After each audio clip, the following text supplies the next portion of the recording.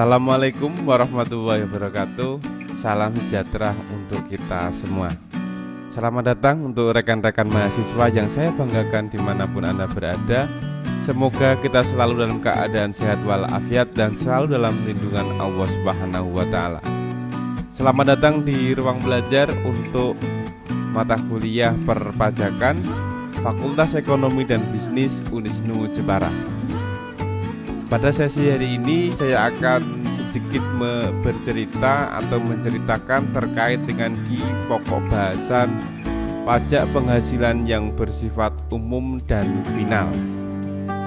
Jadi pada pertemuan untuk di kali ini, yaitu di pajak penghasilan umum dan final, jadi ada beberapa sub pokok bahasan, yaitu terkait dengan di subjek dari pajak penghasilan, kemudian ada objek dari pajak penghasilan, kemudian penghasilan kena pajak untuk di penghasilan dan tarif pajak di penghasilan, dan bagaimana untuk cara menghitung pajak ya, pajak penghasilan.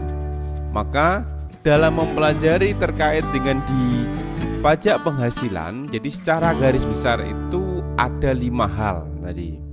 Jadi yang pertama adalah siapa sih yang dikenakan PPh. Dalam hal ini berarti disebut dengan subjek pajak.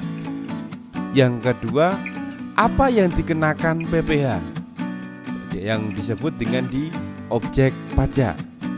Dan dari mana perhitungan PPh-nya? Ini adalah penghasilan kena pajak.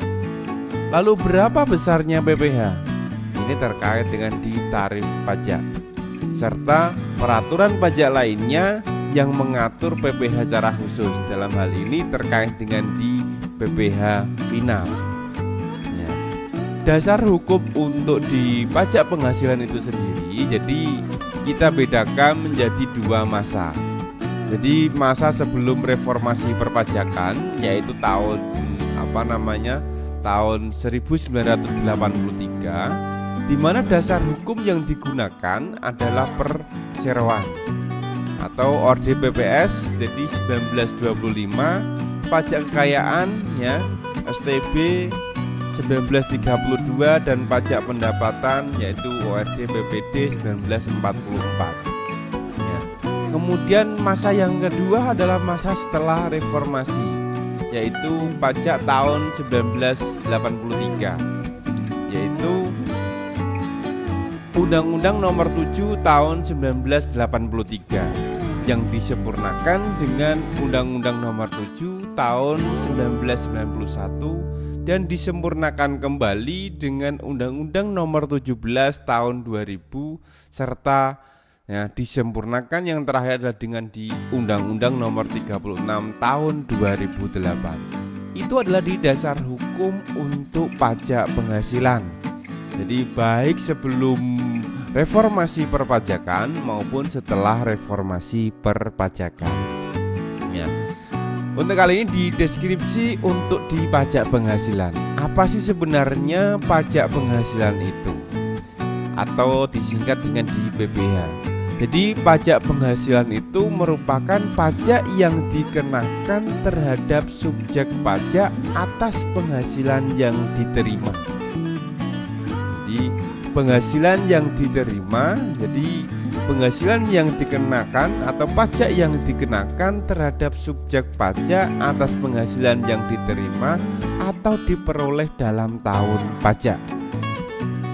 Jadi pajak tersebut dikenakan atas apa? Atas subjek pajak ya, subjek pajaknya apa? Penghasilan yang diterima dan diperoleh pada tahun atau periode pajak tersebut.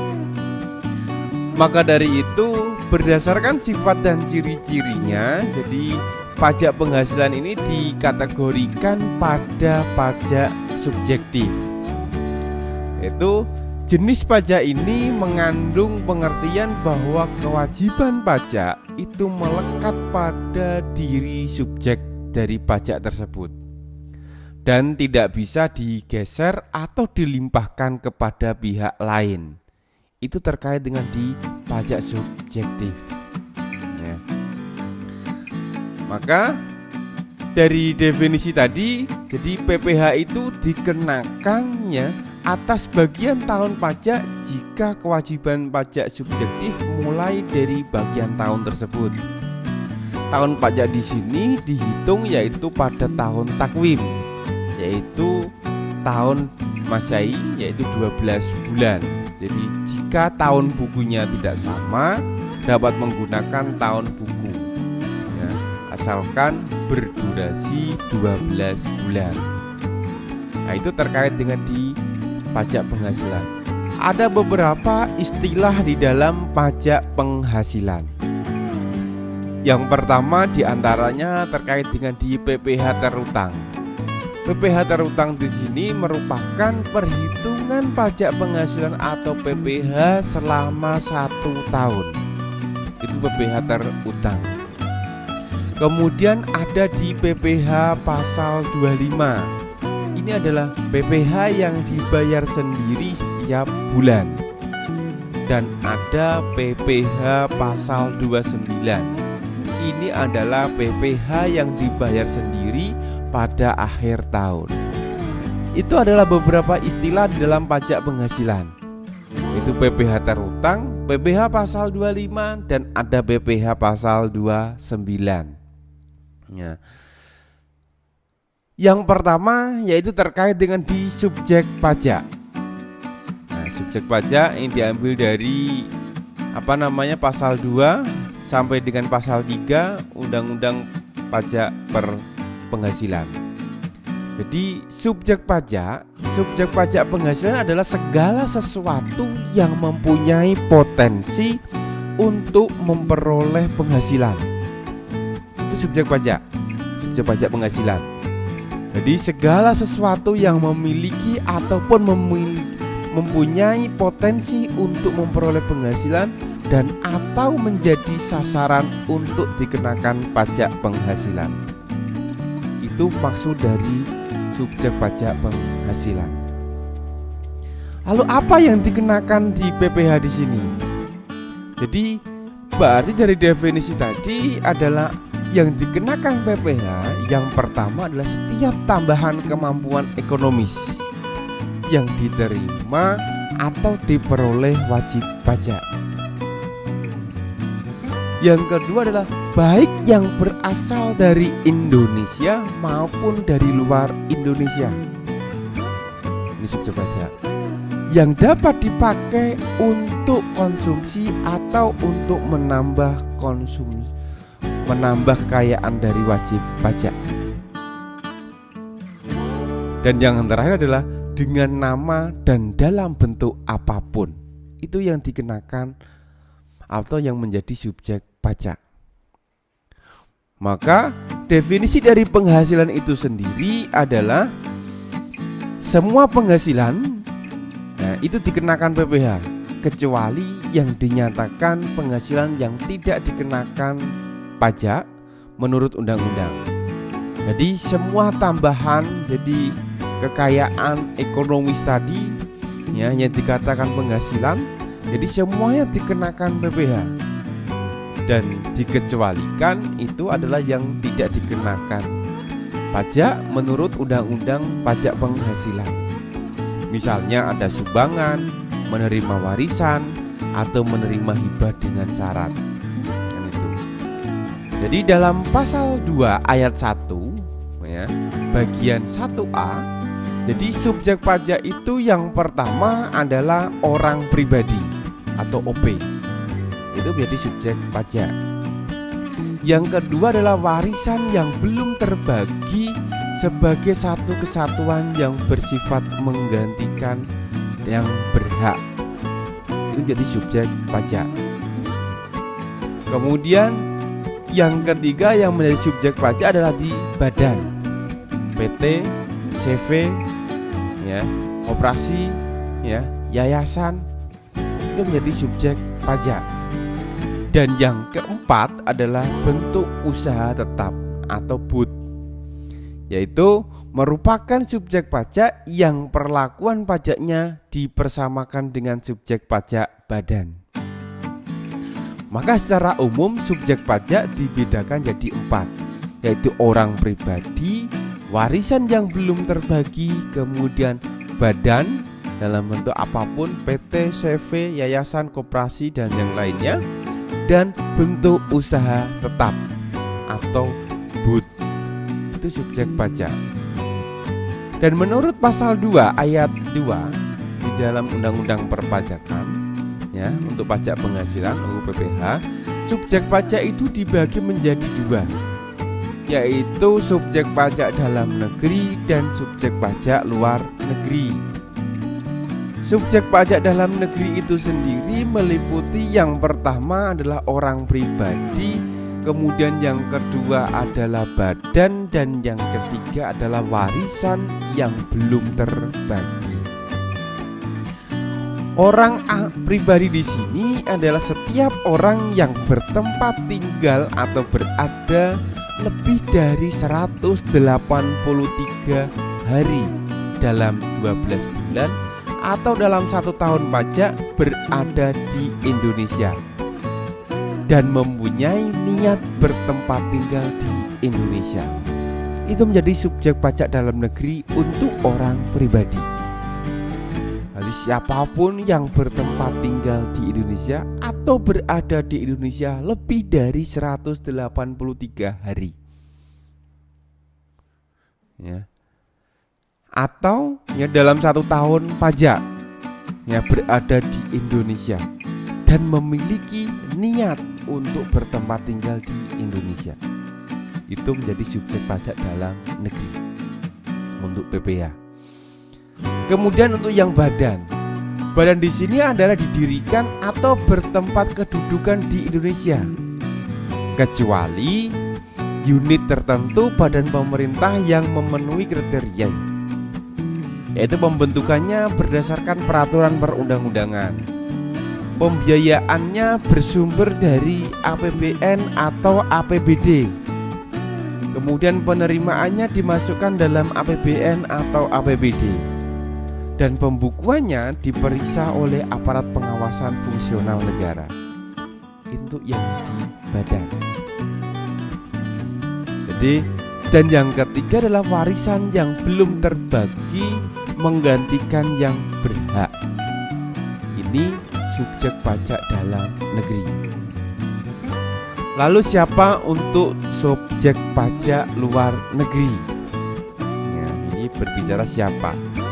Jadi subjek pajak luar negeri di sini yang pertama adalah orang pribadi yang tidak bertempat tinggal di Indonesia atau berada di Indonesia tidak lebih dari 183 hari dalam 12 bulan.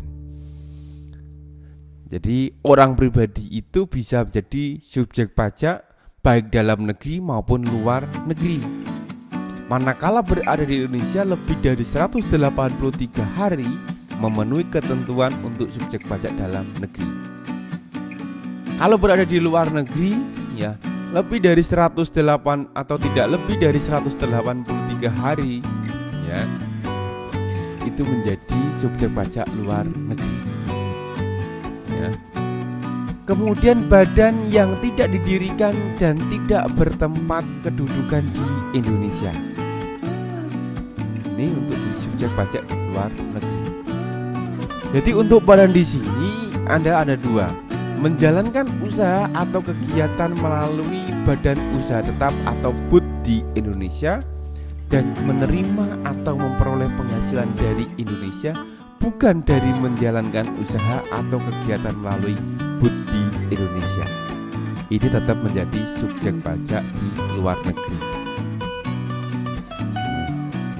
Jadi bentuk usaha tetap itu sendiri, ya, bentuk usaha tetap yang digunakan oleh orang pribadi sebagai subjek pajak luar negeri, atau badan, ya, sebagai subjek pajak luar negeri. Ini untuk menjalankan usaha atau kegiatan di Indonesia. Ini kaitannya di BUT atau bentuk usaha tetap, ya, bentuk usaha tetap, ya. Jadi bentuk usaha tetap itu sendiri, ya, bisa berupa pertama, jadi kriterianya adalah tempat kedudukan manajemen, ya, di Indonesia atau di luar. Cabang perusahaan, kantor perwakilan, gedung kantor, pabrik, bengkel, gudang. Kemudian ada ruang untuk promosi dan penjualan, ada pertambangan dan penggalian sumber alam, kemudian wilayah kerja pertambangan minyak dan gas, bumi, kemudian ada perikanan, peternakan, pertanian, perkebunan, atau kehutanan. Yang selanjutnya adalah di proyek konstruksi, instalasi, atau proyek perakitan. Kemudian pemberian jasa sepanjang dilakukan lebih dari 60 hari dalam jangka waktu 12 bulan. Orang atau badan selaku agen yang berkedudukannya tidak bebas. Agen atau pegawai dari perusahaan asuransi yang tidak didirikan dan berkedudukan di Indonesia yang menerima premi asuransi atau menanggung risiko di Indonesia. Komputer, agen elektronik, ya, atau peralatan otomatis yang dimiliki, disewa, atau digunakan oleh penyelenggara transaksi elektronik untuk menjalankan kegiatan usaha melalui internet. Ya, itu bentuk usaha tetap. Jadi secara umum tadi subjek dari pajak penghasilan itu sendiri ada 4, yaitu orang pribadi, warisan yang belum terbagi, kemudian ada badan, dan bentuk usaha tetap atau BUT. Nah, jadi kalau didetailkan kembali, jadi jenis dari subjek pajak ya untuk pajak penghasilan. Jadi subjek pajak dalam negeri misalnya adalah orang yang bertempat tinggal di Indonesia atau berada di Indonesia lebih dari 183 hari ya dalam jangka waktu 12 bulan. Menjadi subjek pajak luar negeri adalah orang pribadi yang tidak bertempat tinggal di Indonesia atau berada di Indonesia tidak lebih dari 183 hari dalam jangka waktu 12 bulan. Jadi kalau lebih dari 183 hari masuk dalam negeri, ya, subjek pajak dalam negeri, kurang dari 183 hari masuk subjek pajak luar negeri. Yang kedua adalah di badan yang didirikan di Indonesia atau bertempat kedudukan di Indonesia. Itu menjadi subjek pajak dalam negeri. Menjadi subjek pajak luar negeri itu ketika badan yang tidak didirikan di Indonesia atau bertempat kedudukan di Indonesia yang menjalankan usaha atau melakukan kegiatan melalui bentuk usaha tetap di Indonesia. Walaupun kegiatan usahanya itu tidak di Indonesia tapi memiliki kantor tetap di Indonesia, ya, bentuk usaha tetap di Indonesia, maka itu menjadi subjek pajak luar negeri. Kemudian subjek pajak dalam negeri kembali adalah warisan yang belum terbagi yang dibagi sebagai satu kesatuan menggantikan yang berhak. Jadi menjadi subjek pajak luar negeri di sini adalah badan yang menerima atau memperoleh penghasilan dari Indonesia, bukan dari menjalankan usaha atau bukan dari melakukan kegiatan melalui bentuk usaha tetap di Indonesia. Itu juga menjadi subjek pajak luar negeri. Lalu kapan sih saat dan berakhirnya kewajiban pajak? Untuk subjek pajak orang pribadi atau dalam negeri, jadi saat mulai, ya, kewajiban pajaknya adalah saat dilahirkan, saat berada di Indonesia atau berniat tinggal di Indonesia, dan saat berakhirnya untuk orang pribadi adalah saat meninggal atau saat meninggalkan Indonesia untuk selama-lamanya. Kemudian subjek pajak badan dalam negeri, kapan mulainya? Yaitu saat didirikan atau bertempat kedudukan di Indonesia, dan saat berakhirnya adalah saat dibubarkan atau tidak, ya, tidak lagi bertempat kedudukan di Indonesia. BUT atau menjadi subjek pajak luar negeri mulainya adalah saat menjalankan usaha atau melakukan kegiatan melalui BUT di Indonesia, dan saat berakhirnya adalah saat tidak lagi menjalankan usaha atau melakukan kegiatan melalui BUT di Indonesia. Dan subjek pajak, ya, untuk tidak melalui BUT atau luar negeri di sini adalah mulainya adalah saat memperoleh atau menerima penghasilan dari Indonesia. menerima penghasilan dari Indonesia itu menjadi subjek pajak luar negeri. Berakhirnya adalah saat tidak menerima atau memperoleh penghasilan dari BUT di Indonesia. Kemudian subjek pajak warisan yang belum terbagi. Saat mulainya adalah saat timbulnya warisan yang belum terbagi. Jadi munculnya warisan yang belum terbagi itu sudah menjadi subjek pajak. Saat berakhirnya adalah saat warisan selesai dibagi. Lalu apa perbedaan subjek pajak dalam negeri dan luar negeri? Jadi perbedaan untuk subjek pajak dalam negeri dan luar negeri. Jadi subjek pajak orang pribadi dalam negeri itu dimulainya saat mulainya adalah dilahirkan di Indonesia dan saat berakhirnya adalah berada di Indonesia atau berniat tinggal di Indonesia. Nah, ini. Sedangkan untuk luar negeri itu adalah saat menjalankan usaha atau melakukan kegiatan BUT di Indonesia. Lalu apa sih yang tidak menjadi subjek dari pajak penghasilan? Jadi ada pengecualian untuk subjek pajak penghasilan, yaitu diantaranya Badan Perwakilan Asing, kemudian pejabat perwakilan diplomatik, konsulat, pejabat-pejabat lain dari negara asing. Kemudian ada organisasi internasional, tidak menjadi subjek pajak penghasilan.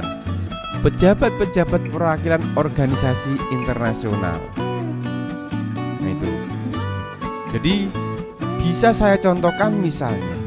Jadi peraturan perpajakan membedakan kategori subjek pajak dalam negeri atau SPDN dan subjek pajak luar negeri SPLN dan bukan subjek pajak. Jadi misalnya ada contoh jadi kita bertempat tinggal atau kedudukan di Palembang. Dia tinggal dan bekerja di kota kelahiran yaitu di Palembang. Maka kita di sini itu termasuk subjek pajak dalam negeri orang pribadi statusnya. Alasannya dia bertempat tinggal di Indonesia. Itu. Kemudian Isa tempat tinggal dan kedudukannya di Washington. Jadi dia memiliki saham satu perusahaan yang beroperasi di Indonesia. Maka bagaimana untuk statusnya Isa? Jadi Isa di sini termasuk subjek pajak luar negeri. Alasannya jadi Isa berkedudukan di luar negeri namun menerima penghasilan atas penanaman modal atau saham di Indonesia. Itu untuk dicontoh untuk di subjek pajak penerapannya. Jadi tempat tinggal atau kedudukan wajib pajak itu berpengaruh. Jadi tempat tinggal untuk orang pribadi maupun tempat tinggal untuk badan. Mana tempat tinggal ini dapat ditetapkan oleh Ditjen Pajak. Maka menurut keadaan yang sebenarnya.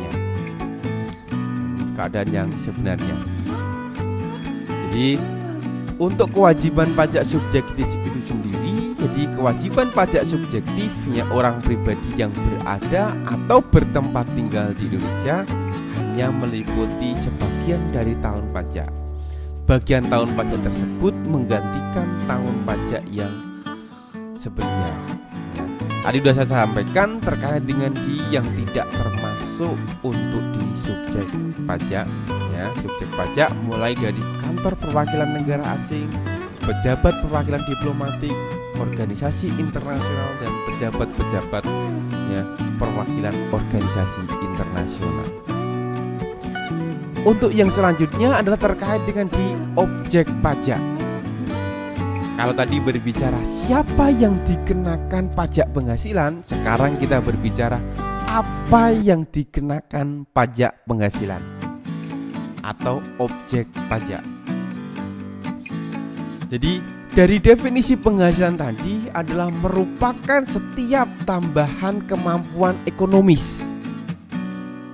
Kalau boleh saya katakan adalah setiap tambahan kenikmatan yang diterima oleh wajib pajak itu menjadi dari bagian untuk subjek pajak. Jadi maka dari itu diterima atau diperoleh wajib pajak berasal dari Indonesia maupun dari luar Indonesia, dapat dipakai untuk konsumsi atau menambah kekayaan wajib pajak. Maka kemudian semua itu adalah dengan nama dan dalam bentuk apapun itu adalah menjadi kategori dari penghasilan. Jadi dari objek dari pajak. Jadi objek dari pajak penghasilan itu sendiri adalah penghasilan itu sendiri. Maka secara umum klasifikasi dari penghasilan itu adalah penghasilan yang pertama adalah penghasilan dari pekerjaan dan hubungan kerja dan pekerjaan bebas seperti gaji, honorarium, dan lain sebagainya. Ataupun penghasilan dari usaha dan kegiatan itu menjadi objek pajak penghasilan. Penghasilan dari modal berupa harta bergerak ataupun tidak bergerak seperti bunga, dividen, royalti, sewa, dan keuntungan penjualan harga atau hak yang tidak dipergunakan untuk usaha. Itu menjadi klasifikasi dari penghasilan. Dan yang terakhir adalah penghasilan lain-lain seperti pembebasan utang dan hadiah. Itu menjadi objek pajak untuk penghasilan. Ketentuan khusus atas penghasilan itu sendiri adalah semua penghasilan digabungkan dalam 1 tahun pajak. Yang diingat, jika menderita kerugian dikompensasikan dengan penghasilan lain kecuali kerugian dari luar negeri. Untuk penghasilan yang dikenakan final atau dikecualikan dari objek pajak tidak boleh digabungkan. Maka objek pajak yang menjadi objek pajak sesuai dengan pasal 4 ayat 1 Undang-Undang Pajak Penghasilan itu adalah di penggantian atau imbalan berkenaan dengan pekerjaan atau jasa yang diterima atau diperoleh termasuk gaji, upah, tunjangan, honorarium, komisi, bonus, gratifikasi, uang pensiun atau imbalan dalam bentuk lainnya kecuali ditentukan dalam Undang-Undang Pajak Penghasilan. Yang kedua adalah hadiah dari undian atau pekerjaan atau kegiatan dan penghargaan. Dan yang ketiga adalah di laba usaha. Yang keempat adalah keuntungan karena penjualan atau karena pengalian harta, termasuk keuntungan karena pengalian harta sebagai pengganti saham atau penyertaan modal, keuntungan karena pengalian harta kepada pemegang saham, sekutu atau anggota yang diperoleh perseroan, persekutuan, dan badan lainnya. Kemudian keuntungan karena likuidasi, penggabungan, peleburan, pemekaran, pemecahan, pengambil alihan usaha atau reorganisasi dengan nama dan dalam bentuk apapun. Kemudian keuntungan karena pengalihan harta berupa hibah, bantuan, atau sumbangan kecuali yang diberikan kepada keluarga, saudara, garis keturunan lurus 1 derajat dan badan keagamaan, pendidikan, ya, sosial termasuk yayasan, koperasi atau orang pribadi yang menjalankan usaha mikro dan kecil yang ketentuannya diatur lebih lanjut dalam Peraturan Menteri Keuangan PMK sepanjang tidak ada hubungan dengan usaha, pekerjaan, kepemilikan atau penguasaan di antara pihak yang bersangkutan. Di sini tadi disinggung sedara garis lurus keturunan. Jadi sedara garis lurus keturunan itu adalah kalau itu menjadi pribadi adalah yang ibaratnya adalah yang garis ke atas ataupun garis ke bawah. Garis ke atas itu berarti ayah, ibu, ya, kakek, nenek. Garis ke bawah lurus, ya, itu berarti ada anak, ya, anak angkat, ya, ataupun yang lainnya. Itu untuk yang di garis lurus. Garis ke samping tidak boleh. Jadi garis ke samping itu seperti, ya, kakak, adik, ya, itu garis ke samping. Sedara garis ke samping, sedara garis lurus tadi. Anak kandung, anak angkat, ya, itu. Kemudian ada ayah, ibu, ya, mertua, ya, itu menjadi garis lurus. Kemudian keuntungan karena penjualan yang selanjutnya adalah keuntungan karena penjualan atau pengalihan sebagian atau seluruh hak penambangan, ya, tanda turut serta dalam pembiayaan atau permodalan dalam perusahaan pertambangan. Yang selanjutnya adalah penerimaan kembali pembayaran pajak yang telah dibebankan sebagai biaya dan pembayaran tambahan pengembalian pajak. Bunga termasuk premium, diskonto, imbalan karena jaminan pengembalian utang. Kemudian yang selanjutnya yang G, dividen, ya, dengan nama dan dalam bentuk apapun, termasuk dividen dari perusahaan asuransi kepada pemegang polis dan pembagian sisa hasil usaha koperasi atau SHU koperasi. Kemudian yang H, royalti atau imbalan atas penggunaan hak. Yang I, sewa dan penghasilan lain sehubungan dengan penggunaan harta. J, penerimaan atau perolehan pembayaran berkala. K, keuntungan karena pembebasan utang, ya, kecuali sampai dengan jumlah tertentu yang ditetapkan dengan peraturan pemerintah. Itu menjadi objek pajak.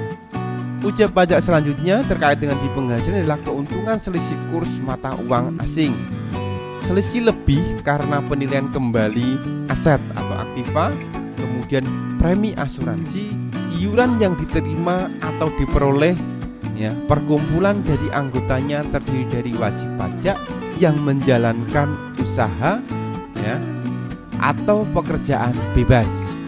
Tambahan kekayaan neto yang berasal dari penghasilan yang belum dikenakan pajak.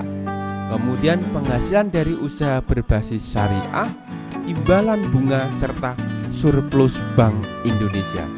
Itu adalah objek pajak penghasilan. Yang selanjutnya adalah di pajak penghasilan final secara umum. Jadi pajak penghasilan final itu merupakan pajak yang dikenakan dengan tarif dan dasar pengenaan pajak tertentu atas penghasilan yang diterima atau diperoleh selama tahun berjalan.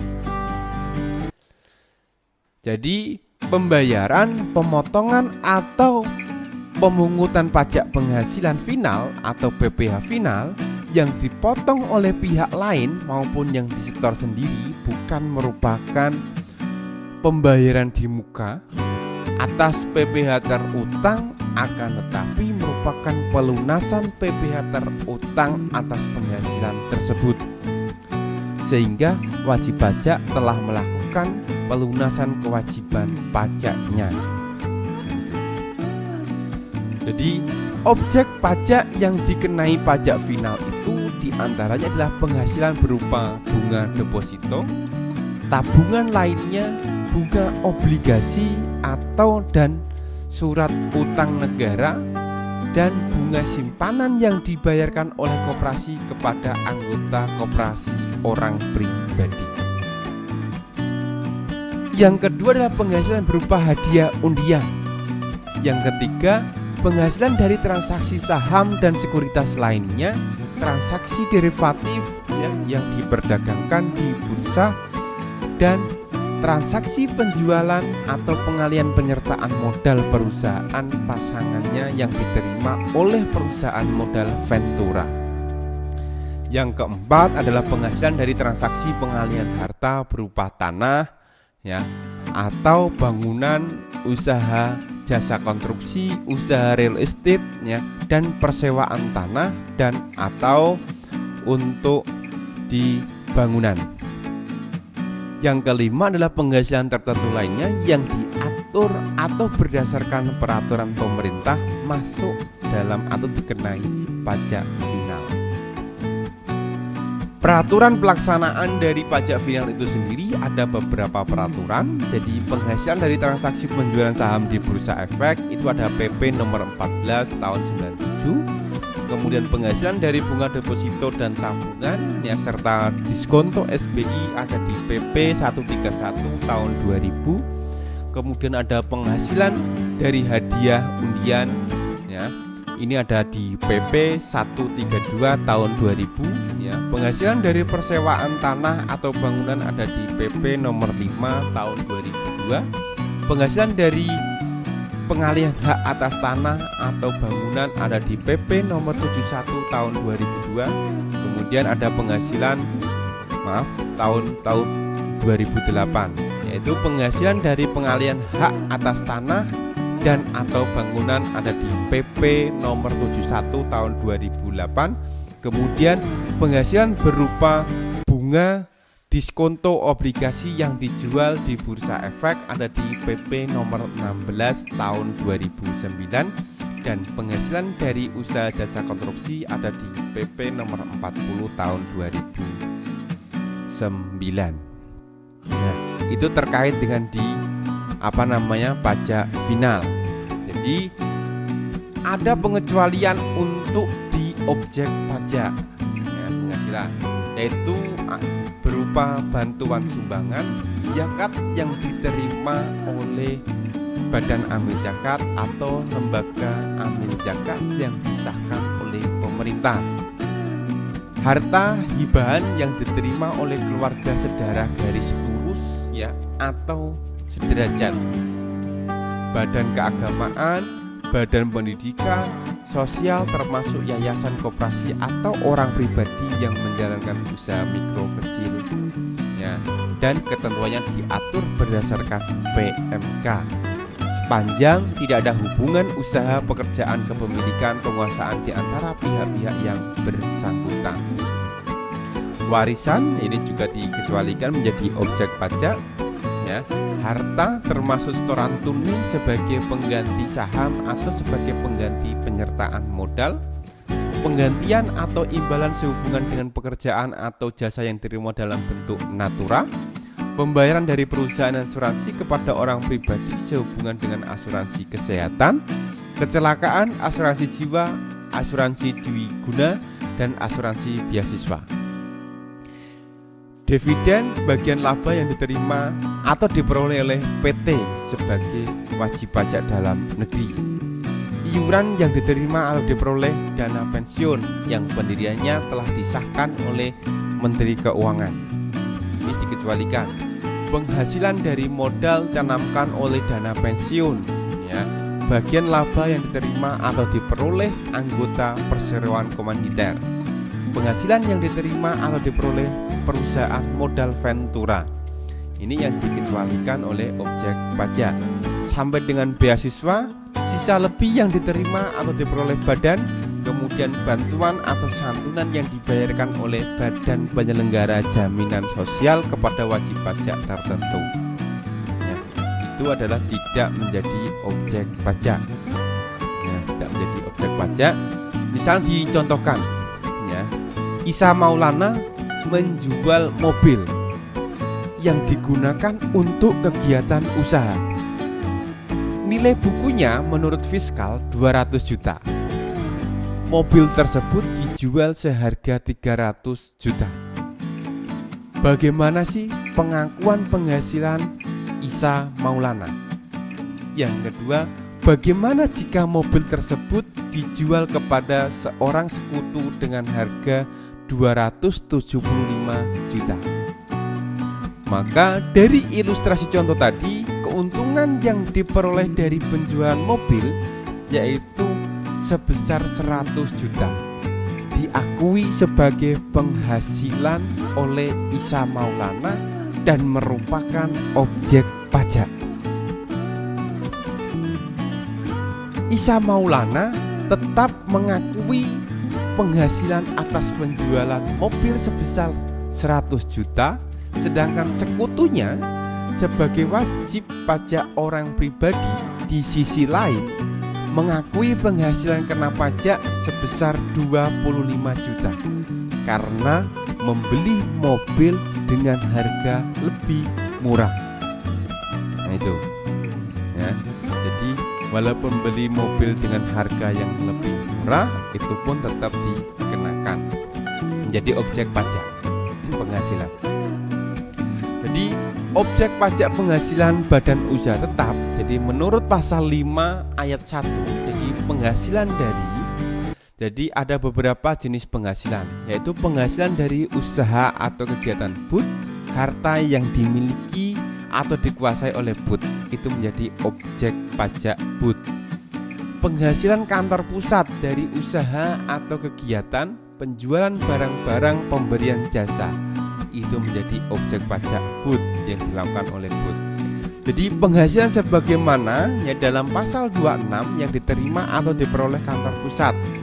Jadi sepanjang ada hubungan efektif antara BUT ya dengan harta kegiatan yang diberikan penghasilan, itu terkait dengan untuk objek pajak BUT ya, objek pajak BUT. Jadi misalnya gini, jadi dicontohkan, jadi untuk objek pajak BUT ya,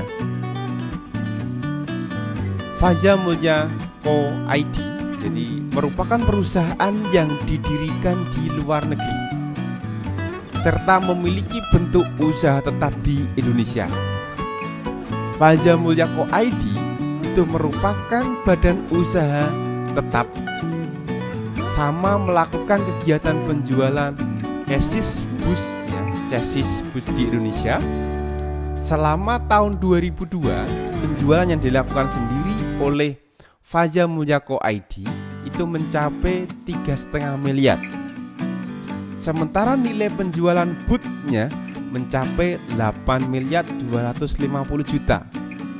Faza Mulya Co. ID jadi mencatatkan pula transaksi senilai 1 miliar 525 juta atas penjualan mesin bus, di mana hingga saat ini BUT-nya tidak menyediakan produk tersebut. Berapakah nilai objek pajak penghasilan atas BUT-nya milik Faza Mulya Co. ID? Jadi dari ilustrasi tersebut dapat dijawab, yaitu objek pajak dari BUT meliputi penghasilan oleh BUT sendiri dan penghasilan kantor pusat atas kegiatan bisnis yang serupa dengan kegiatan BUT. Maka objek pajak penghasilannya yaitu di 3,5 miliar ditambah dengan 8 miliar 250 juta. Maka yang menjadi objek pajak penghasilan adalah 11 miliar 750 juta. Itu untuk BUT ya, bentuk usaha tetap ya, terkait dengan di objek laba ya, objek pajak untuk di penghasilan. Jadi selanjutnya adalah terkait dengan di bagaimana sih untuk menghitung ya, untuk menghitung dari pajak penghasilan itu sendiri. Jadi cara menghitung pajak penghasilan, jadi yang perlu Anda pahami, yang pertama adalah Anda perlu memahami untuk objek pajak. Jadi objek pajak di sini, jadi yang pertama subjek pajak. Subjek pajaknya adalah untuk orang pribadi atau padan. Jadi subjek pajaknya adalah kalau orang pribadi, objek pajaknya itu bisa berupa bekerja atau usaha. Atau kalau sedangkan untuk subjek pajak badan, objek pajaknya bisa berupa usaha. Lalu jenis pajaknya, jadi jenis pajak penghasilannya, kalau orang pribadi yang bekerja itu terkait dengan di PPh pasal 21.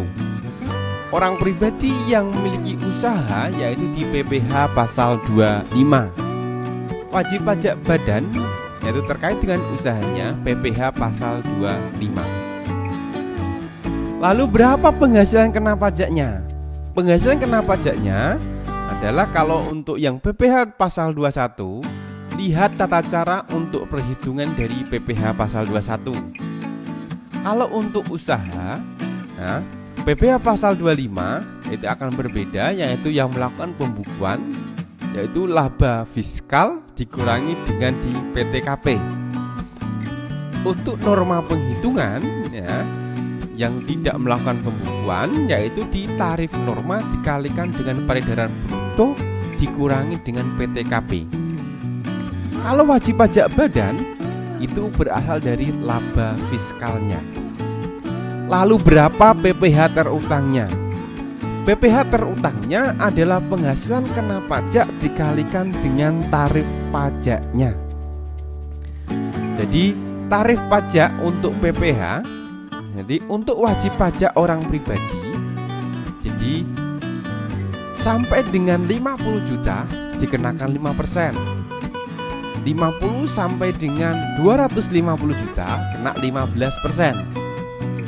Di atas 250 juta sampai dengan 500 juta kena 25%. Di atas 500 juta kena 30%. Itu untuk wajib pajak orang pribadi. Kalau untuk wajib pajak badan ya, kurang dari sama dengan 4,8 miliar kena 12,5%. Di atas 4,8 miliar sampai dengan 50 miliar yaitu tarifnya 12,5% sampai dengan ya, dan selebihnya sampai dengan 4,8 miliar yaitu 25%. Di atas 50 miliar yaitu kena 25%. Itu untuk wajib pajak badan. Jadi dasar penghitungan untuk PPh usaha itu sendiri jadi ada beberapa dasar. Yang pertama dasar pembukuan, kemudian ada dasar pencatatan, kemudian ada dasar peredaran bruto. Untuk dasar pembukuan sendiri wajib pajak badan itu penghasilan kena pajaknya yaitu sama dengan laba bersih atau penghasilan neto. Itu penghasilan kena pajaknya. Jadi laba bersih di sini adalah penghasilan sebagai objek pajak dikurangi biaya berdasarkan ya, biaya yang diakui adalah biaya yang berdasarkan undang-undang pajak penghasilan. Jadi biaya yang dapat dikurangkan adalah di pasal 6 ayat 1 Undang-Undang PPh. Jadi ada biaya yang dapat dikurangkan dan biaya yang tidak dapat dikurangkan. Jadi kalau biaya yang dapat dikurangkan itu ada di pasal 6 ayat 1, yang tidak dapat dikurangkan ada di pasal 9 ayat 1. Lalu wajib pajak orang pribadi, penghasilan kena pajaknya dari mana? Yaitu penghasilan kena pajak untuk wajib pajak orang pribadi adalah laba bersih atau penghasilan neto dikurangi dengan PTKP, yaitu penghasilan tidak kena pajak. PTKP itu sendiri untuk saat ini bagi wajib pajak pribadi ya, wajib pajak sendiri ya, wajib pajak yang masih sendiri itu setahunnya ada di 54 juta. Itu penghasilan tidak kena pajaknya. Sebulannya berarti 4,5 juta. Itu penghasilan tidak kena pajak. Selama tidak melebihi itu berarti tidak kena pajak.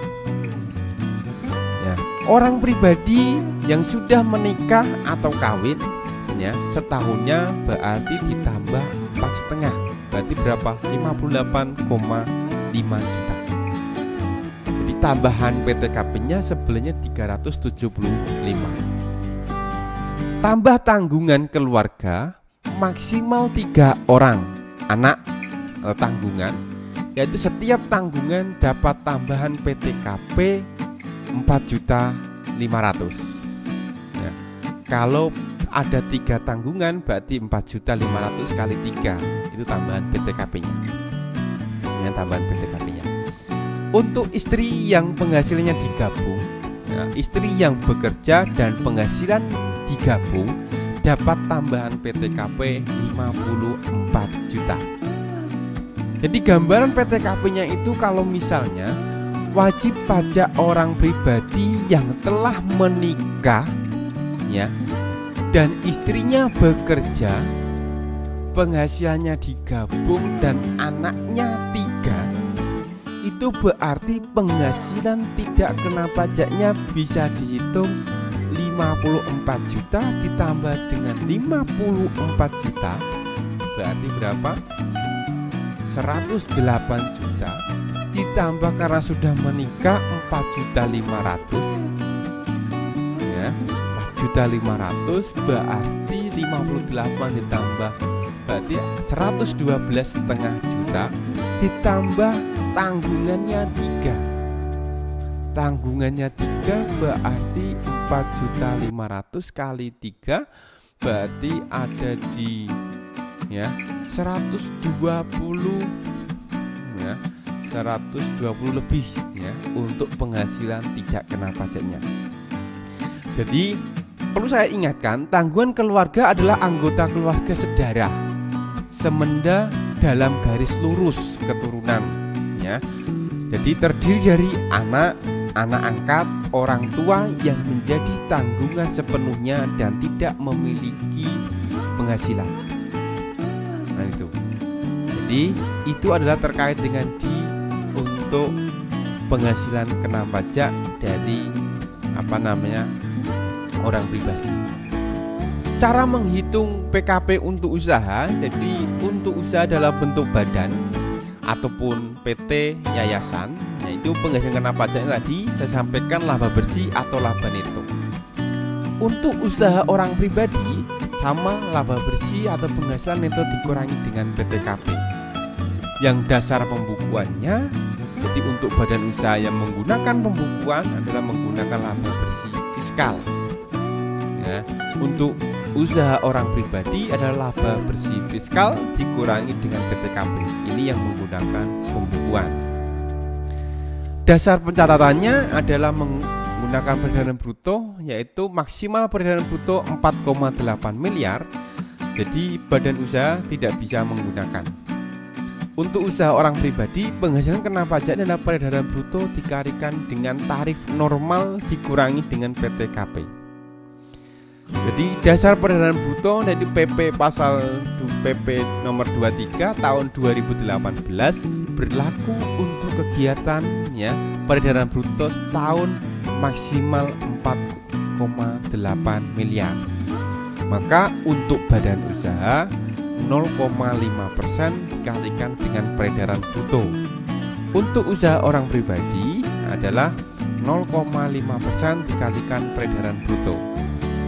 Ya, jadi untuk tarif PPh jadi badan sampai dengan 50 juta ya, untuk penghasilan kena pajaknya tahun kena 10%.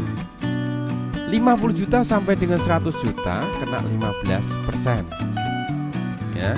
Di atas 100 juta kena 30%. Ini adalah tarif progresif ya, berlaku sampai dengan di 2008. Jadi ada perubahan berbagai macam tarif ya. Jadi yang awalnya itu ya sampai dengan 2008 itu ya 10%, 15% dan 30%. Jadi undang-undang ya berdasarkan kaitannya di Undang-Undang Nomor 36 ya tahun 2008 mengamandemen tarif PPh badan dari model progresif menjadi tarif tunggal atau single tarif, yaitu 28%. untuk tahun 2009 dan diturunkan menjadi 25% mulai tahun 2010. Jadi fasilitas pengurangan tarif PPh badan diatur dalam pasal 31 ya, butir E wajib pajak badan dalam negeri dengan peredaran bruto sampai dengan 50 miliar mendapat fasilitas pengurangan tarif sebesar 50% atau 12,5% yang dikenakan pajak dari peredaran bruto sampai dengan 4,8 miliar. Ya, jadi Undang-Undang Nomor 36 itu pernah menyatakan tarifnya untuk penghasilan kena pajak untuk badan sampai dengan 25 juta kena 5%, 25 sampai 50 juta 10%, 50 juta sampai 100 juta kena 15%, di atas 100 juta sampai dengan 200 juta kena 25%, di atas 200 juta kena 35%. Jadi itu kemudian ya, dari situ sampai kemudian ada perubahan lagi, yaitu sampai dengan 50 juta kena 5%, 50 juta sampai 250 juta ya kena 15%. Ini yang terakhir, di atas 250 juta sampai dengan 500 juta 25%, dan di atas 500 juta kena 30%. Itu adalah tarif PPh badan pasal ya, PPh badan. Jadi itu adalah untuk di tarif PPh. Lalu bagaimana untuk menghitung PPh akhir tahunnya? Jadi menghitung pajak penghasilan akhir tahun itu sendiri ya, yaitu berasal dari pertama adalah laba perusahaan, ini untuk badan. Kemudian tarif dari pajaknya tersebut, ketemulah yang namanya pajak terutang. Pajak terutang dikurangi dengan kredit pajak ya. Jadi PPh pasal 25 ditambah dengan PPh pasal 21, 22, 23, 24, 26 itu adalah kredit pajak. Jadi pajak yang dibayar sendiri dan pajak yang dipotong atau dipungut pihak lain. Maka ketemulah yang namanya PPh akhir tahun. Jadi PPh akhir tahun ini bisa kurang ataupun lebih bayar. Untuk menghitung PPh pasal 25 itu sendiri adalah dari pajak terutang tahun lalu ya, atau PPh yang dipotong atau dipungut pihak lain dibagi dengan 12. Maka ketemulah untuk PPh pasal 25 tahun ini. Itu untuk menghitung di PPh ya, PPh pasal 25. Demikian untuk di penjelasan singkat terkait dengan di pajak penghasilan secara umum dan final ya. Semoga memberikan manfaat untuk kita semua dalam memahami terkait dengan di peraturan pajak ya, atau pajak penghasilan secara umum ya. Untuk lebih detail ya terkait dengan di pajak penghasilan secara umum bisa dibaca di dalam buku. Saya cukup sekian untuk di pertemuan ya, untuk di sesi video saya kali ini. Jadi untuk lebih lanjut terkait dengan di PPh pasal 21 bisa dilihat untuk di materi selanjutnya ya. Megalitikum jamane batu. Wassalamualaikum warahmatullahi wabarakatuh.